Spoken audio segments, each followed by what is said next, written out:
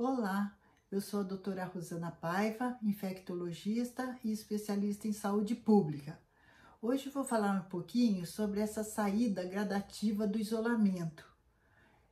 Temos esse problema na saúde pública, o coronavírus.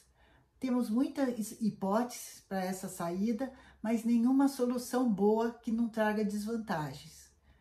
No momento atual, todos opinam e criticam que o início da epidemia devia ter sido evitada, controlando aeroportos, portos, outras entradas no país, controlando os casos importados. Eu pergunto, isso seria possível? Como seria se isso tivesse acontecido? Vamos supor que nós não tivéssemos casos no Brasil, fechamos as porteiras, ninguém entra, ninguém sai, o mundo todo em polvorosa, né? Supondo que desse certo, né? E que ninguém contraísse o vírus, quanto que nós abriríamos?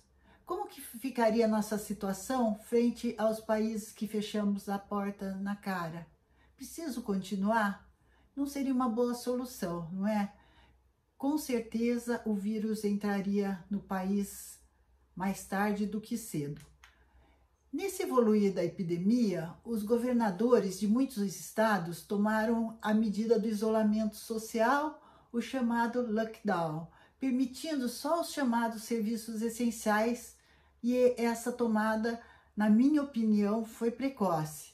O pico da epidemia estava previsto para pelo menos 3 ou 4 semanas adiante.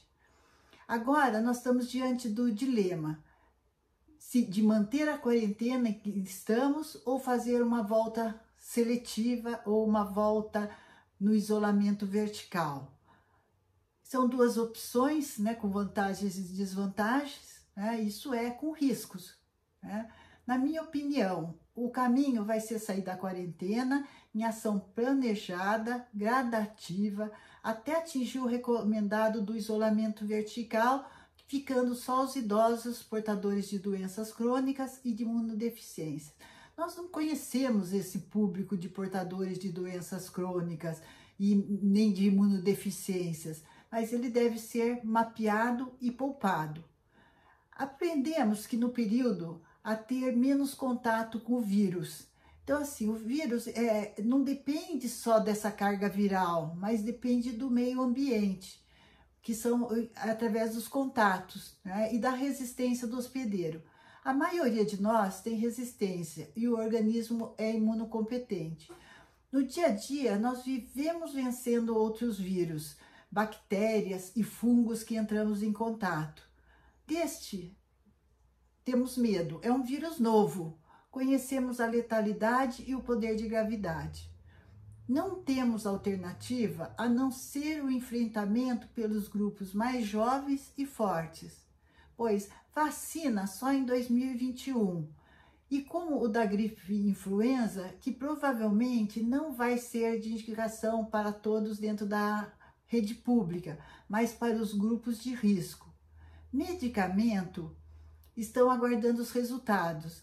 Não existe comprovação da eficácia. Foi liberado nos Estados Unidos o uso emergencial da cloroquina. Então, a hidrocloroquina e a azitromicina ainda não são indicados para todas as pessoas, só para aquelas que apresentarem gravidade, que foram internadas, né, dentro de um estudo aí ainda correndo.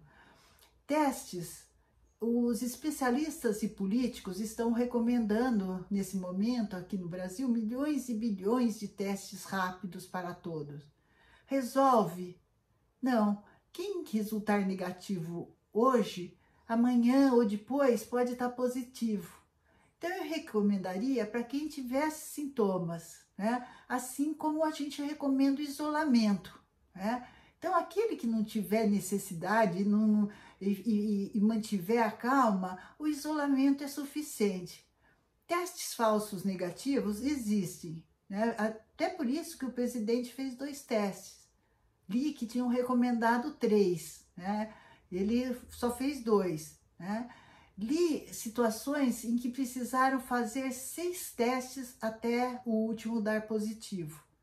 E aí, uma vez positivo, é garantia de imunidade?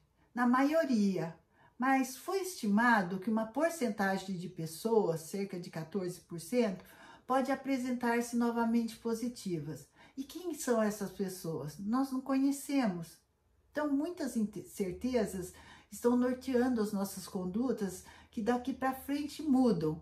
Mas uma coisa é certeza, os hábitos higiênicos que nós estamos adquirindo nessa situação, seja na aproximação, seja no trabalho, em casa, na vida, a hora que nós vamos fazer compras e nas atividades de lazer e condutas, essas medidas vão ser para sempre, né? Então, o cenário está definido.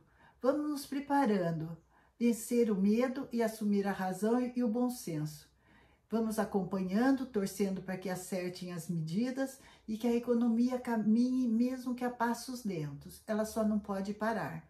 Muito obrigado, que todos e todas estejam bem. Se ainda não se inscreveram no meu canal, gostaria muito de continuar a conversar com vocês. Abraços e até uma próxima oportunidade.